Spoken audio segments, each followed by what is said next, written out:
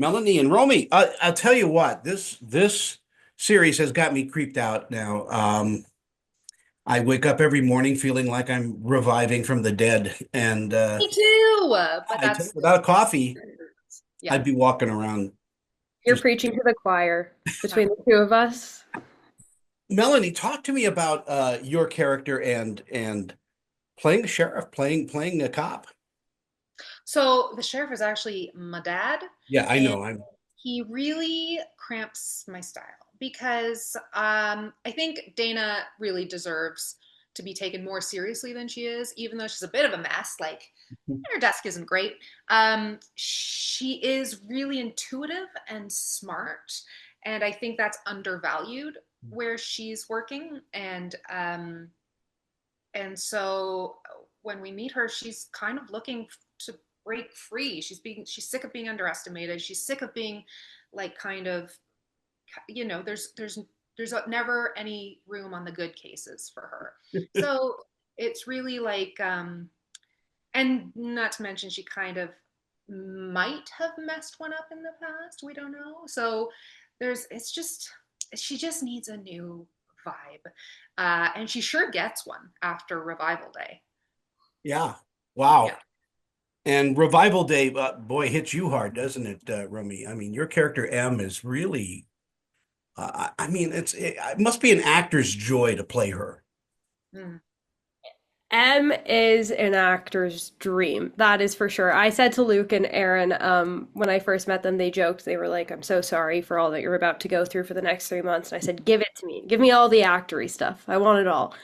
And they definitely challenged me even more than I expected or anticipated, but I got to learn and watch Mel and Andy and David and just all of these really awesome people. I felt like every day on set was a masterclass. So Oh, And so Melanie must be a scene partner out of God's own heaven, I would imagine.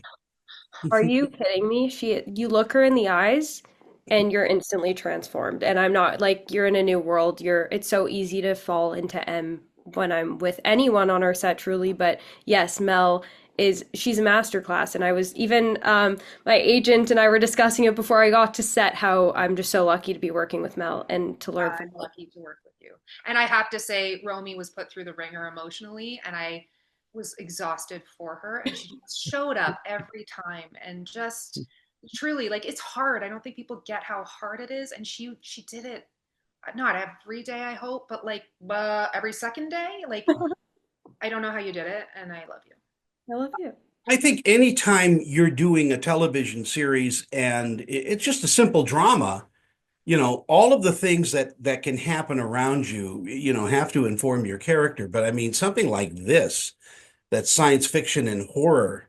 I mean, you worked on Star Trek, and all the beeping and all of that going on around you, even though they put that in later. It takes you out of your character sometimes. So, kudos to both of you for, focusing these characters for us, the audience. Thank you. There I was know there one wasn't. beeping and no beeping on Revival. So if you don't like beeping, this is your show. Yeah, you gotta not beep. Melanie, what do you think audiences are going to take away from the series? I think there's so many great characters. I think the casting was really just brave in terms of just like let's try this comedian for this role. And there, as an actor, I know I've been in doing this a long time. I know a lot of people, and there were people being brought in that I didn't know, and I was so excited because then you have no idea how the scene's going to go, and there's nothing better than not knowing how the scene is going to go before you play it. So I think watching that alchemy, I think people will be really excited to, you know, discover the characters within the town that are so strange and funny, brought to life by these incredible cast we have. Romy, do you have an affinity toward science fiction and horror? I love science fiction and horror, both as a consumer and as an actor. It's funny because as a kid, I was so scared of everything. My first ever, both my first things, well, actually, my first role was in a commercial, which was for a kind of horror-esque game. Then I did Defiance, where my parents get killed in front of me, and then I did an indie movie called The Returned, where I hold a gun in my mother's mouth. And on that movie, they were like, "Can we just show you how everything works on set? Because we're really freaked out that a 12-year-old is holding a gun and like crying and whatnot." And I think being on set transformed me. Like I was so scared of these movies. I had nightmares. I heard about The Exorcist in middle school, and I slept in my parents' room for a week. True story. Um, just by listening to it. So getting to be on set, I think just realizing the art and the heart, the art and the heart that go into horror and the story behind it all has just always hit close to home for me. And now I just am a horror freak. Well, as a film critic, I have to say that if you're this good now, Hmm. on these shows, I can't wait to see what, the next decade for you is going to be like. I mean, you are just an incredible actress. I don't even know how to respond to that. Thank you so much. That just Well, made Also the my most day. humble.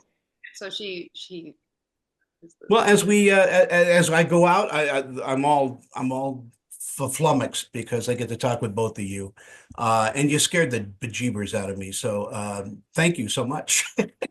high five, Romy. There we go. All right. Talk to you kids later. All right, Thank you thanks, so Romy. much. Bye bye.